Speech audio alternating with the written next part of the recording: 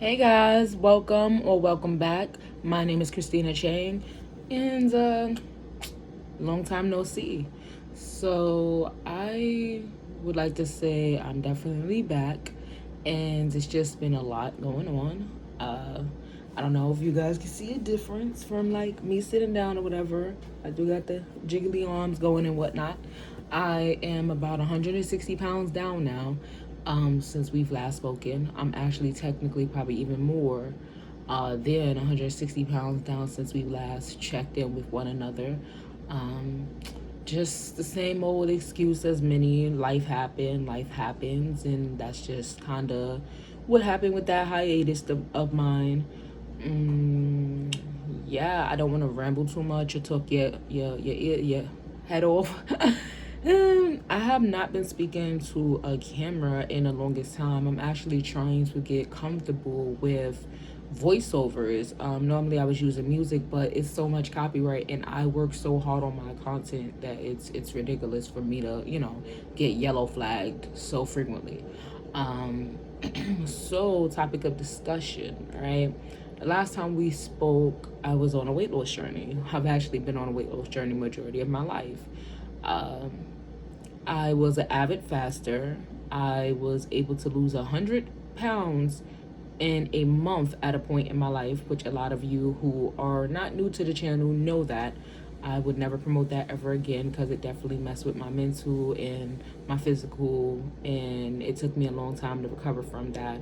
I also dealt with body dysmorphia, so although I lost that amount of weight and it was well documented and I had nothing but proof, I did not see it. Everybody else seen it. Everybody else congratulated and told me about it, but I did not see that weight loss at all. I don't even recall if I felt that weight loss. I feel like eventually once I started to put the pounds back on, I started to notice like, oh, maybe it was a difference. I was less out of breath and more physically active, and yeah, so maybe it was a difference, but I did not notice that difference when I initially dropped that amount of weight in that short time frame. Um, like I said, I would never recommend that. I just started to work on my relationship with food. I started to work on my mental just to basically track down why I ever even got that big, why I utilized food as a coping mechanism for as long as I did. So, like, I have therapy sessions twice a week. I exercise frequently. I get better rest and um, just work on managing stress better, because stress is never going to go away, but you can work on managing your stressors, knowing your triggers, uh, and not utilizing food, finding a healthier coping mechanism. So me personally, I'll color, I'll do my content creation, I'll work out, I'll speak it out, um, go into nature, go for a walk, different healthy coping mechanisms instead of just running to food. Um, Now, y'all might be wondering, like, how did I drop an entire 160 pounds? I did do some of that completely by myself with no kind of assistance at all. And then the rest of it, I went ahead and had bariatric surgery. Now, I know a lot of people are like, oh, that's the easy way out. That's not really doing any of the hard work, which is completely false, because before you can even go in for bariatric surgery, you have to speak to a nutritionist on a regular consecutive basis. You have to go to support groups. You have to lose some type of weight already. You have to speak to the surgeon. You have to, your vitamins, minerals, nutrients, all of that has to be at a certain point already. So you have to like have clear lab work. There's a lot that goes into even getting bariatric surgery in the first place. And on top of that, after it, everybody's recovery is different. Like, my day after my surgery, I was in extreme pain. Now, most people are able to like get up and walk and be fine. I was up walking, but I was in severe pain. Like, my abdomen hurt, like I was nauseous. I vomited back to back. I could not keep anything down. Even the pain medication would come up. And for me, that was a very bad experience, like the day after my surgery. I had the SADI surgery. It's SADI. It's in between geriatric, what is it? My bad. Bypass surgery and bypass surgery and the VSG surgery. So I did not do the VSG just for a number of reasons, which we can get into in a different video. And I also didn't do bypass, but this is in the middle. So it's SADI surgery. And I'll put that on the screen so you can do your own research if you would like, just like I used to say back when with fasting. I am still a supporter of fasting. I just believe that you should have a healthier relationship with food and understanding yourself, your mental, and the pros and cons of everything before you jump into that. And you shouldn't just be jumping into anything that you don't know about.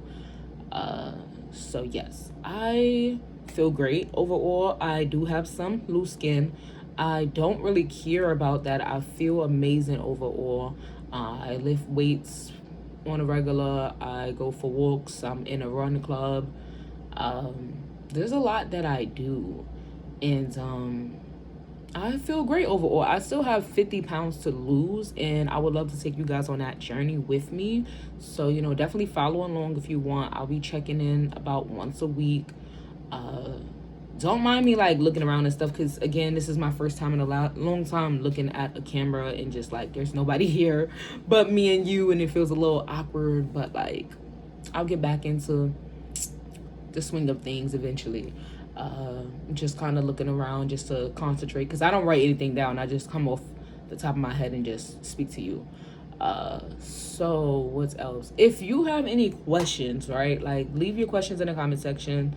In my next video, I would definitely answer that. I would do a FAQ or something like that for you guys. I've been at a plateau of swinging between 186 at my lowest and 192, so I'm trying to break that plateau. And honestly, I've always been transparent with you guys, I kind of got comfortable with where I was and wasn't really doing as much as I should be doing. So that's another part of that. So at my heaviest weight, I was 350 pounds. Starting weight with everything last year, 325, and then my surgery date, I was 307. And then I believe when I got home, probably a week or two later, I was probably 290 something or something like that. 280, probably 287, because I had a big quick drop and then just it kind of stabilized. But yes, that is the overall update for what's just been going on with me. And I don't recall, I think I did let you guys in on the fact that I was transitioning from the medical field to piloting.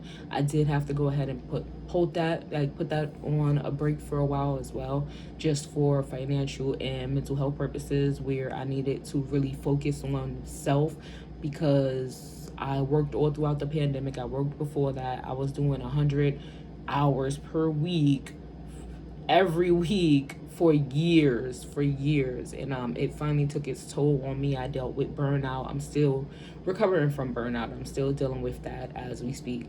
I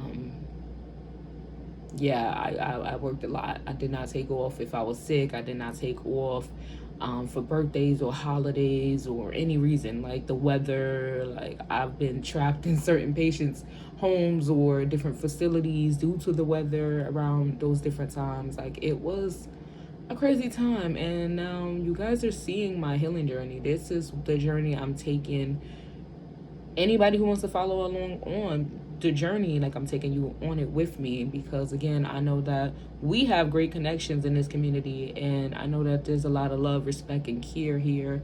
And I know that I'm not alone, and other people are going through this as well, and other people need someone to hear, someone who can relate and understand where you're coming from, and understand that we don't just magically get to morbid obesity by chance. A lot of us are going through things and utilize food as a coping mechanism to deal with that. And we definitely need to find the healthier routes together. Either way, love you all. Thank you so much for watching. Subscribe, like, comment, share, all of those things. And I'll speak to you soon.